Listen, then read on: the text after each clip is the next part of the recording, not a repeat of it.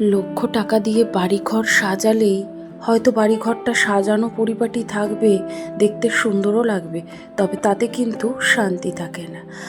আর যে বাড়িঘরে আপনার ভালোবাসা আর যত্ন দিয়ে তৈরি করা থাকবে, সেই বাড়িঘর যদি ছোটও হয়, তাতে জিনিসপত্র কম থাকলেও সেখানে অফুরন্ত ভালোবাসা থাকবে। সেখানে ভালোবাসার কিন্তু কোনো অভাব হয় না। আসলে বাড়িঘর তৈরি হয় আপনার ভালোবাসা আর যত্নে। Hello everyone, good morning. কেমন আছেন সবাই? আশা করি সবাই খুব ভালো আছেন, আর আমিও ভালো আছি। আমার আরও একটি নতুন ব্লগে আপনাদের সবাইকে স্বাগত জানাই। সকালবেলায় আমি, মা, বাবা, সোনার বাবা সবাই মিলে চা খেয়ে যার যার কাজে সবাই লেগে পড়েছি। এখানে আমি চলে এসেছি আমার ঘরগুলোকে একটু গুছিয়ে নিতে, কারণ প্রতিদিন সকালেই কিন্তু ঘরগুলো অগোছালো হয়ে যায়। আসলে ঘরে যত বেশি মানুষ থাকবে, যত বেশি জিনিস থাকবে, ঘর কিন্তু তত বেশি অগোছালো থাকবে। আর সেগুলোকে মেনটেন করতে প্রত্যেক দিন আমি 30 থেকে 40 মিনিট সকালবেলায় কিন্তু ঘরের পেছনে সময় দিই। তবে গিয়ে কিন্তু আমার ঘরদোর সবসময় পরিষ্কার পরিচ্ছন্ন থাকে। আর সেই মতোই সকালবেলায় এই পাশের রুমটাতে যদিও রাত্রিরে কেউ শোয় না, তবে সকালবেলায় উঠে ঘরটা না বড্ড অগোছালো থাকে, তাই গুছিয়ে একবার পরিপাটি করে রেখে দিই।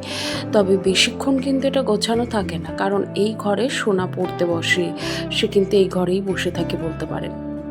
সে যতক্ষণ বাড়িতে থাকে না বা হয়তো সে ঘুমোয়, তখন কিন্তু আমি বাড়ি ঘরগুলো একটু গুছিয়ে ফেলি। তারপরে সে ঘরে চলে এলে কিন্তু আর আমার এই ঘরটাকে বেশ গোছানো হয় না, কারণ তার মনে হয় যে এই ঘরটা আমি যদি গুছিয়ে রাখি বা তার জিনিসে হাত দিই, সে কিন্তু পরে কিন্তু জিনিসগুলো খুঁজে পায় না।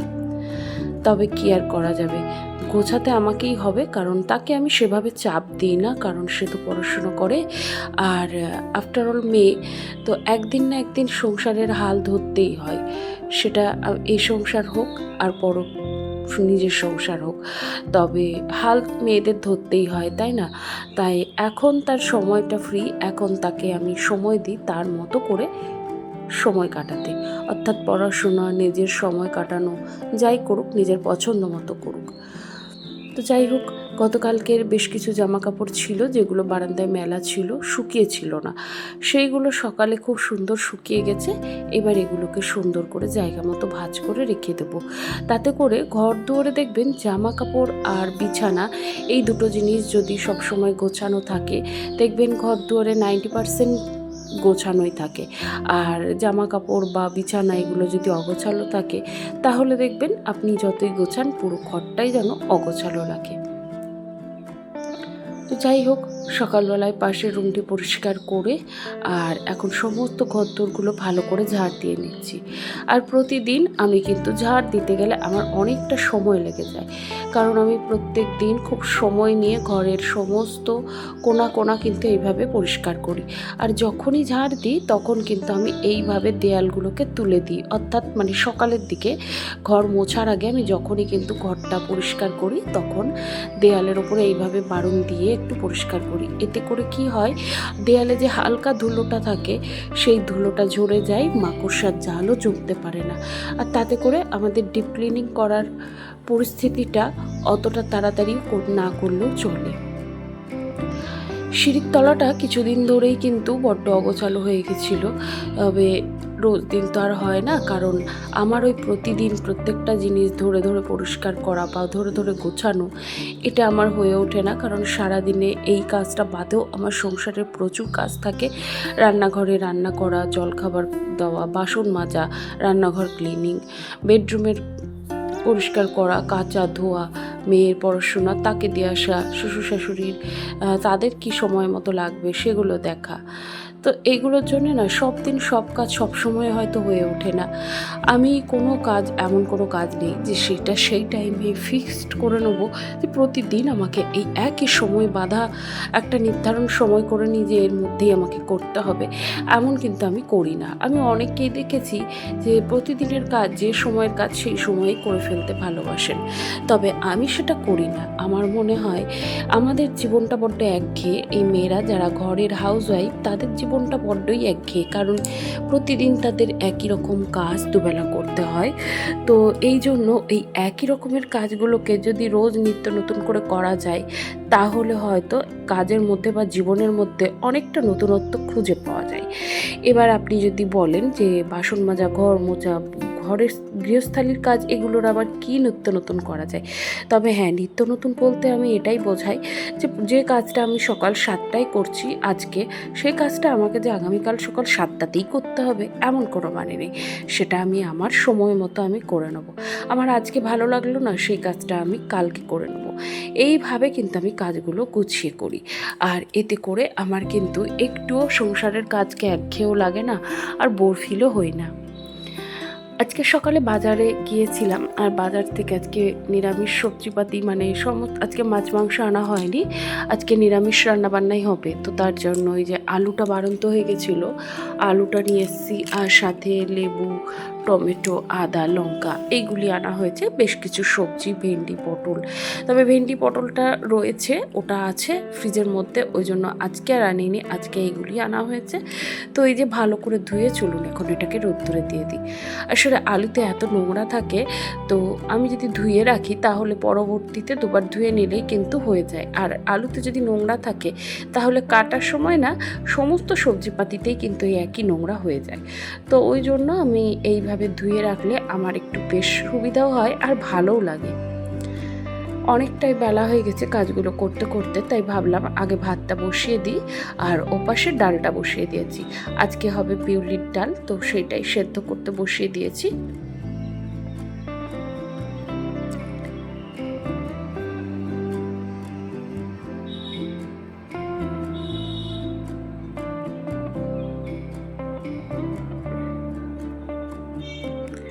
এরই মাঝখানে আমি কিন্তু অনেক সবজিপাতি সমস্ত কিছু কেটে ধুয়ে গুছিয়ে নিয়েছি, আর এদিকে রান্না করে নিচ্ছি। আর আজকে করব উচ্ছে কুমড়ো দিয়ে একটা, এই যে ভাজা বা উচ্ছে কুমড়ো বটি বলে অনেকে। তো আমি এটা করছি কারণ আমার উচ্ছেটা ভাজা আলু দিয়েও ভালো লাগে, বা উচ্ছে দিয়ে পেঁয়াজ দিয়েও ভাজা ভালো লাগে। তবে আজকে তো নিরামিষ হবে, আজকে শনিবার, পেঁয়াজের কোনো রকম কিছু করব না, তো তার জন্য কুমড়োটা দিলাম। আর কুমড়ো দিয়ে উচ্ছে দিয়ে ভাজা খেতে ভীষণ ভালো লাগে। আসলে উচ্ছেটা তেতো আর কুমড়োটা একটু মিষ্টি মিষ্টি হয়, তো এই দুটোর কম্বিনেশনটা খুব ভালো লাগে। তাই ওর মধ্যে একটা আমি লঙ্কা ফোড়নে দিয়েছি। তো এইবারে উচ্ছেটাকে নুন হলুদ দিয়ে ভালো করে ভাজা করে নেব। আর এখানে আমি আলু পোস্ত করব, মানে আলু দিয়ে ঝিঙে দিয়ে পোস্ত হবে। তো সেটার জন্য আমি কড়াই তেল, পাঁচফোড়ন আর কাঁচা লঙ্কা দিয়েছি, সাথে আলুগুলোকে লবণ হলুদ দিয়ে ভালো করে একটু ভাজা ভাজা করে নিয়েছি। তারপরে এই যে ঝিঙেগুলো কেটে রেখেছিলাম, ঝিঙেটা আমি ধুয়েই কেটেছি, তো ওই জন্য আর এক্সট্রা করে ধুইনি, কারণ কাটার পরে ধুলে শাশুড়ি মা বলেন ঝিঙে দিয়ে প্রচুর জল বেরোয়।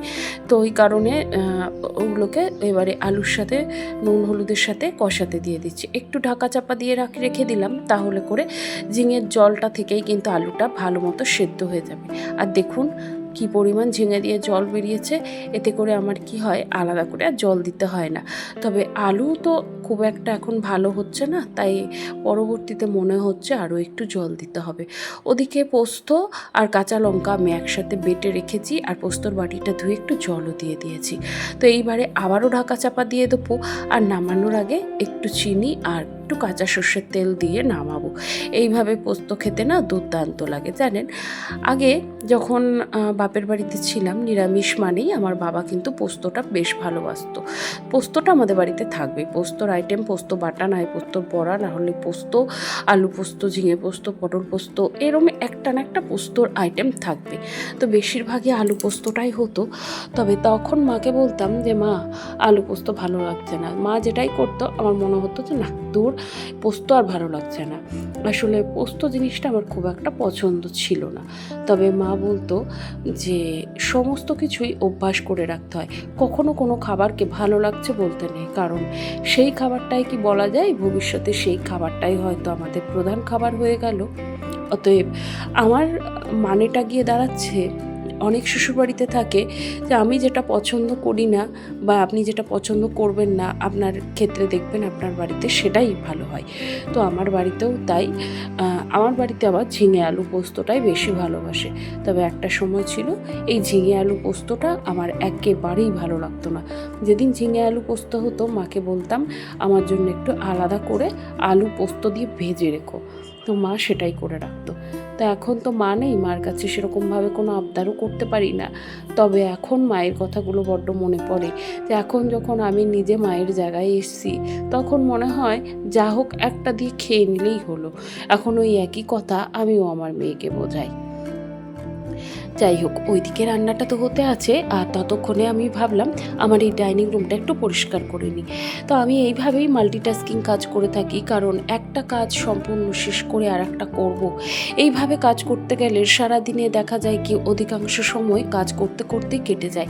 তাই আমি চেষ্টা করি কোনো কিছু কাজ, মানে যেমন ধরুন ওই যে পোস্তটা একটু কমিয়ে দিয়েছি, সেদ্ধ হতে বেশ কিছুক্ষণ সময় লাগবে, আর ততক্ষণে ভাবলাম ডাইনিং রুমটা ভালো করে পরিষ্কার করে নিই। অর্থাৎ ডাইনিং রুমের জিনিসপত্রগুলো, রুমটা তো আমি আগেই করে নিয়েছি, এই যে টেবিলটা, জানলাটা, আর আজকে না জানলার পর্দাগুলো খুলে ফেললাম। এমনিতেই সাদা রং আর ভীষণ নোংরাও লাগছে। আসলে আমার তো রান্নাঘরটা ওপেন, আর সমস্ত তেল ময়লা একটু হলেও কিন্তু এ ঘরে আসে, আর সেই কারণে এমনিতেও আমি মাসে একবার করে পর্দাগুলো কেচে থাকি। দেখবেন ঘরে যত জিনিসপত্র থাকবে ততই কিন্তু ঘর অগোছালো লাগে, আর পরিষ্কার করাটাও কিন্তু চাপের হয়ে যায়। জিনিসপত্র যত কম রাখবেন তাতে মেনটেন করাটাও ভালো হয়, সুবিধা হয়। তো যাই হোক, সমস্ত কিছু করার পরে এই যে দুপুরবেলায় খেতে দিয়ে দিয়েছি, আর আজকের মেনুতে রয়েছে আলু পোস্ত, আলু ঝিঙে পোস্ত, আর ভেন্ডি ভাজা, বড়া ভাজা, আর রয়েছে ডাল। তো এটাই আমাদের আজকের লাঞ্চ মেনু। আর দেখুন বিকেলবেলায় কি পরিমাণ মেঘ করেছে, তো মনে হচ্ছে যেন এক্ষুনি বৃষ্টিটা নামবে। আসলে ঘরে দরজা দিয়ে শুয়েছিলাম, মনে হচ্ছিল বৃষ্টি হচ্ছে। বাইরে এসে দেখলাম না, বৃষ্টি কিছুই হচ্ছে না, তবে জিনিসপত্রগুলো শুকিয়ে গেছে, না তুললে হয়তো এক্ষুনি নামবে আর সমস্তটাই ভিজে যাবে। আর এই তো দেখুন সমস্ত কিছু শুকিয়ে গেছে। চলুন পর্দাগুলো এখন ঘরে টাঙিয়ে দিই, যেখানকার জিনিস সেখানে লাগিয়ে রাখি, আর যে সমস্ত জামা কাপড়গুলো ভিজা ছিল সেগুলিকে এখন বাইরে বারান্দায় মেলে দেবো। আগামীকাল সকালের মধ্যে সুন্দরভাবে শুকিয়ে যাবে। এই দেখুন বলতে বলতেই বাইরে কিন্তু বৃষ্টি নেমে গেছে। তাহলে আমার আজকের ভিডিওটি আপনাদের কেমন লাগলো অবশ্যই কিন্তু একটি কমেন্টের মাধ্যমে জানাতে ভুলবেন না। যদি কোথাও ভালো লেগে গিয়ে থাকে প্লিজ একটি লাইক করে দেবেন। তাহলে চলুন আজকের মতো ভিডিওটি এখানে শেষ করলাম। সবাই খুব ভালো থাকবেন, সুস্থ থাকবেন, আবারও দেখা হবে।